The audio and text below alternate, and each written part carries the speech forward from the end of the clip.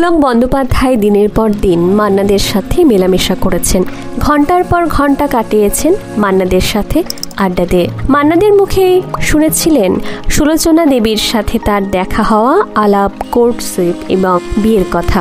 সেসব দিনের কথা শুনেছিলেন তিনি যখন সুলোচনা দেবী মুম্বাই বিশ্ববিদ্যালয়ে অধ্যাপনা করেন, কিন্তু মান্না দে তখন শুধুই এক উদীয়মান শিল্পী। সেরকম নামডাক বা গানের রেকর্ড কিছুই তখন হয়নি, কিন্তু সেই তখনই মানুষ চিনতে ভুল করেননি সুলোচনা দেবী। সারা পৃথিবীকে অন্যদিকে রেখে তিনি তরুণ সেই শিল্পী মান্না দেকেই চেয়েছিলেন জীবনে। সেই ঘটনা শুনেই পুলক বন্দ্যোপাধ্যায় একদিন লিখেছিলেন, আমার একদিকে শুধু তুমি, পৃথিবী অন্যদিকে, এবং কি দেখলে তুমি আমাদের মতো গান।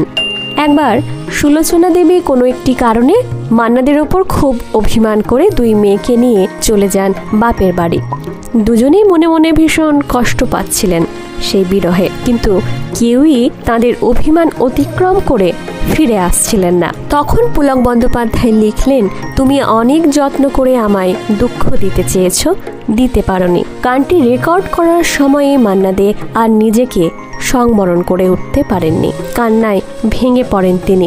আর সেই গান শুনে সুলোচনা দেবী আবার মেয়েদের নিয়ে ফিরে আসেন তার সুখের সংসারে আনন্দনে। একবার এয়ারপোর্ট থেকে মান্না দেকে আনতে গিয়েছিলেন পুলক বন্দ্যোপাধ্যায়। মান্না দে আস্তে আস্তে তার কাকারি গাওয়া গান ঘুঙ্ঘাটকে পাট খোলো গুনগুন করে গাইতে গাইতে আসছিলেন।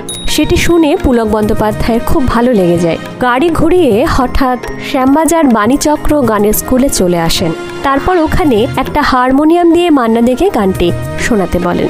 গানটি শুনতে শুনতে তিনি ওই সুরের ছন্দে লিখে ফেলেন, ললিতা ওকে আজ চলে যেতে বল না। এক পূর্ণিমা রাতে পুলকবাবু আসছিলেন এরোপ্লেনে। জানলা দিয়ে চাঁদের অসামান্য রূপ দেখে মোহিত হয়েছিলেন পুলক বন্দ্যোপাধ্যায়। হঠাৎ একজন এয়ার হোস্টেস তাকে খাবার দিতে আসেন।